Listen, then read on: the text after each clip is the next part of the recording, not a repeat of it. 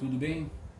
Bom, como havíamos combinado, eu falei que eu ia gravar umas videoaulas explicando determinados conteúdos para que vocês pudessem acessar em casa e a partir dessas videoaulas a gente entraria em contato para poder discutir o assunto e resolver algumas questões para facilitar o entendimento de vocês. Bom, no primeiro momento, em fazer uma revisão de todo aquele conteúdo que nós já trabalhamos. E aí eu vou focar na atividade, no conteúdo, na matéria da página 12 da nossa apostila referente ao primeiro bimestre. Mas eu vou me ater aos movimentos da Terra, tá bom? Conforme eu deixei aqui na lousa aqui. E o primeiro movimento que nós vamos estudar hoje é o movimento de rotação. Bom, observe que eu fiz um esboço aqui de como seria o nosso planeta, levando em conta a sua inclinação. Coloquei as orientações, né, o norte-sul, leste-oeste e a inclinação. Bem, o que eu quero que vocês comecem a compreender? A Terra, o nosso planeta, ele realiza um movimento em torno desse eixo imaginário, esse eixo de norte a sul. E esse movimento, ele acontece no sentido de oeste para leste, tá bom? Esse é o movimento que a Terra realiza. Ou seja, aqui nós temos o nosso planeta, vamos imaginar uma visão tridimensional, e aqui nós temos o eixo imaginário. É como se o nosso planeta girasse nesse sentido, de oeste para leste. Esse movimento de rotação, ele tem duração de 24 horas. 24 horas. Na verdade, esse movimento ele tem uma duração um pouco menor. É 23 horas, 56 minutos e 4 segundos. Isso é uma convenção mundial de 24 horas.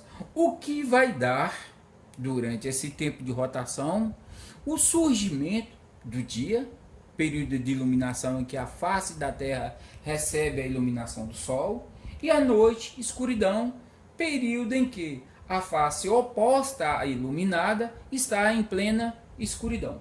Uma outra questão que eu gostaria que vocês prestassem e se antenassem é que os dias, às vezes, dependendo da localização em que se encontra em relação à linha do Equador e às proximidades dos polos, eles podem ter durações maiores ou menores, ou seja, se eu tenho uma cidade localizada mais no extremo norte durante o verão, eu vou ter um período de iluminação maior em função da inclinação do eixo da Terra e a radiação solar. Mas isso, quando a gente estivermos estudando os movimentos de translação, vai ficar bem mais claro.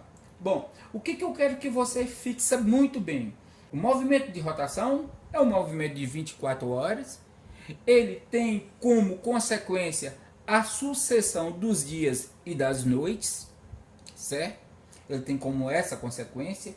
E além de tudo, nesse movimento vai acontecer um fator importante, porque a movimentação de massa, de ar e uma movimentação das correntes oceânicas. Por que isso vai acontecer? Olha só, a Terra vai ter movimento. Esse movimento na linha do Equador, ele vai ter uma velocidade aproximadamente de 1.700 km por hora. À medida que se afasta da linha do Equador em relação às direções polares, esse movimento ele tende a ir se anulando, certo? Então, olha só, essa movimentação vai criar um mecanismo que nós chamamos de força de Coriolis.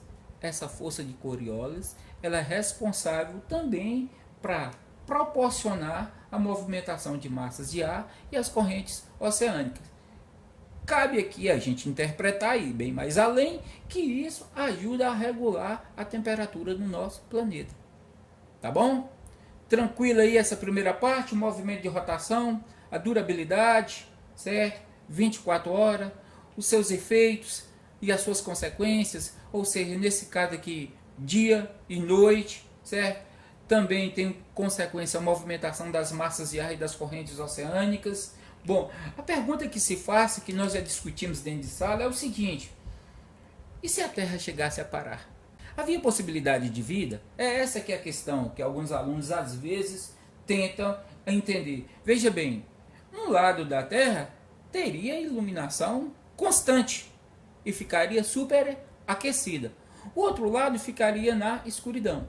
Então vamos analisar, vamos raciocinar direitinho. Aquele lado exposto à radiação solar teria uma temperatura muito elevada, impossibilitando a possibilidade de vida.